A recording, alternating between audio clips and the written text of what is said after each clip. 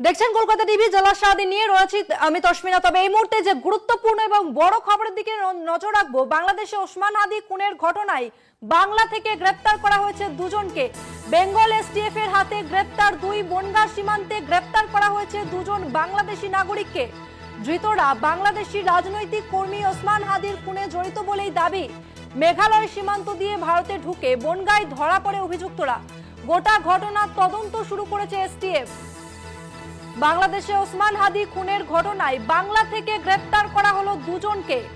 Bengal STF এর হাতে গ্রেপ্তার দুই, বনগাঁ সীমান্তে গ্রেপ্তার করা হয়েছে এই দুজনকে। বাংলাদেশি নাগরিক ধৃতরা বাংলাদেশি রাজনৈতিক কর্মী ওসমান হাদি খুনে জড়িত বলেই খবর পাওয়া যাচ্ছে।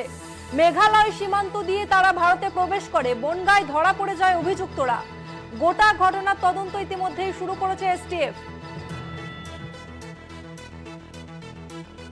ওসমান হাদি খুনের ঘটনায় এবার বাংলা থেকে দুজনকে গ্রেপ্তার করলো এসটিএফ। বনগাঁ সীমান্তে গ্রেপ্তার করা হয়েছে দুজন বাংলাদেশি নাগরিককে।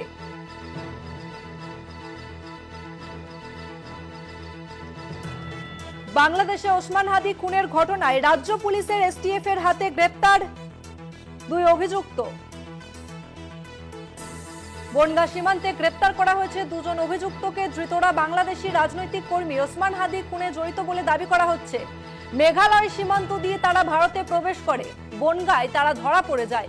গোটা ঘটনার ইতিমধ্যেই শুরু হয়েছে তদন্ত।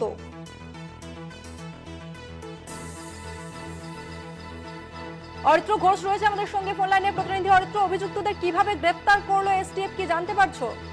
দেখো, খুব বড় গুরুত্বপূর্ণ ডেভেলপমেন্ট এই মুহূর্তে। রাজ্য পুলিশের স্পেশাল টাস্ক ফোর্স তথা এসটিএফ এর হাতে গ্রেপ্তার বাংলাদেশের অস্থির পরিস্থিতির মধ্যে চলা ওসমান হাদি খুনের ঘটনার সাথে যুক্ত থাকার দুই বাংলাদেশি ব্যক্তি। কি জানা যাচ্ছে? দেখো, এসটিএফ সূত্রে এটা খবর যে গতকাল এবং আজকের মধ্যে অর্থাৎ মধ্যরাত্রে এসটিএফ গোপন সূত্রে এক ইনফরমেশন পায় এবং তারপরে বনগাঁর যে সীমান্তবর্তী এলাকা অর্থাৎ বাংলাদেশ যে বর্ডার, সেই বর্ডার এলাকাতে তারা সেখানে যায় এবং তল্লাশি চালায় এবং অবৈধভাবে তারা ভারতে প্রবেশ করেছিল এমনটা জানা যাচ্ছে। এবং সেই তল্লাশি চালানোর সময় দুজন বাংলাদেশি, যাদের একজনের নাম হচ্ছে রাহুল ওরফে ফাইসাল করিম, 37 বছর বয়স, যিনি পটুয়াখালী বাংলাদেশের বাসিন্দা, এবং আলমগীর হোসেন, যার বয়স 34 বছর, তিনি ঢাকা বাংলাদেশের বাসিন্দা।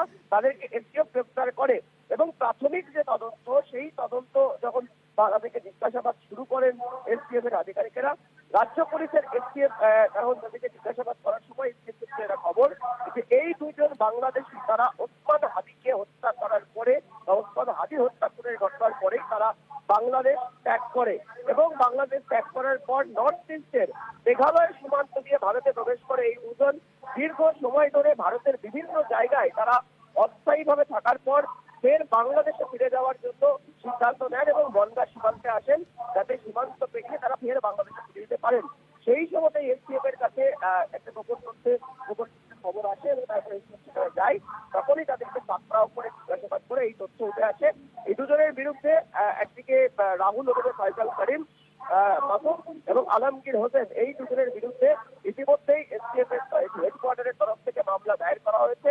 মামলা দায়ের করে তদন্ত শুরু করেছে এসটিএফ এর গোয়েন্দারা এবং তাদেরকে আজকে আদালতে পেশ করা হয়। আদালতে পেশ করার পরে এসটিএফ তাদের নিজেদের হেফাজতে নিয়ে আরো জিজ্ঞাসাবাদ করে জানতে চাইবেন গোটা ঘটনার বিষয়টা। তবে খুব গুরুত্বপূর্ণ ভাবে তারা মেঘালয় সীমান্ত দিয়ে ভারতে প্রবেশ করেছিল এই কথা তারা জানিয়েছে।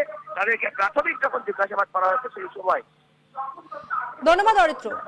রাজ্য পুলিশের এসটিএফ এর হাতে গ্রেপ্তার দুই বাংলাদেশি। এসটিএফ সূত্রে খবর, এই দুই বাংলাদেশি তারা ওসমান হাদিকে হত্যা করে দেশ ত্যাগ করে মেঘালয় সীমান্ত দিয়ে তারা ভারতে প্রবেশ করে।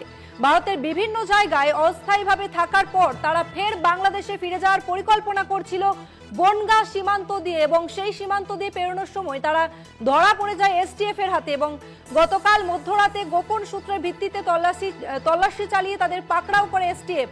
মামলা দায়ের করে ইতিমধ্যে এই দুজনের বিরুদ্ধে তদন্ত শুরু করেছে এসটিএফ।